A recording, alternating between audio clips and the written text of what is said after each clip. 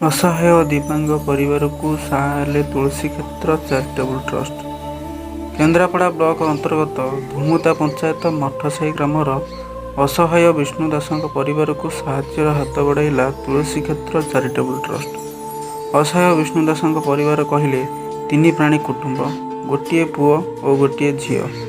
सूचना जो विष्णु दास एकमात्र पुत्र विगत किछि मास हेब मानसिक भारसाम्य हरई कुआड़े पलि एवं तांको आउ एक झील भारती दास जे कि संपूर्ण भाव शारीरिक अक्षम।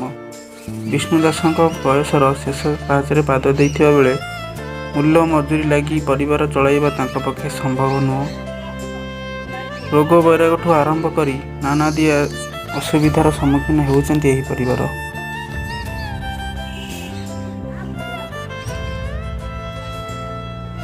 आज तुलसी क्षेत्र चैरिटेबल ट्रस्ट सदस्य माने यही खबर शुणिला परे तांको पाखरे पहुँची तांको भेटी एक मासर राशन सामग्री सहित किसी आर्थिक सहायता प्रदान करिसेंती एवं जिला प्रशासन को दृष्टि आकर्षण करियो बोली कहिसेंती।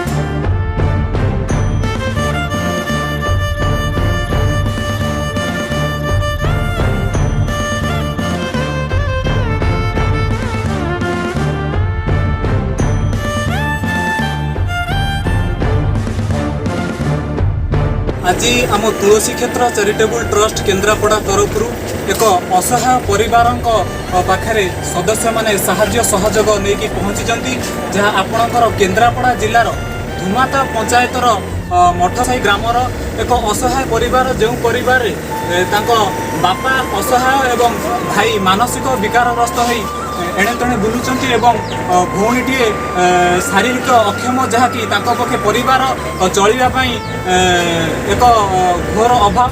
तेणु आम तुलसी क्षेत्र चैरिटेबल ट्रस्ट तरफ किसी साहाय्य सहयोग राशन एक मासर राशन एवं अर्थात किसी साहाय्य सहयोग करूँ। सरकार पाखे मोर एक निवेदन कि यही असहाय परिवार प्रति किसी साहाय्य सहयोग रहिले यही परिवार टिके भलरे चली पारंता एवं समस्त स्वेच्छासेवी संगठन मानक मु निवेदन करी कि यही असहाय प्रति टिके साहाय्य सहयोग करंतु जहाँकि से भलरे तांकर परिवार टिके प्रतिपोषण करें।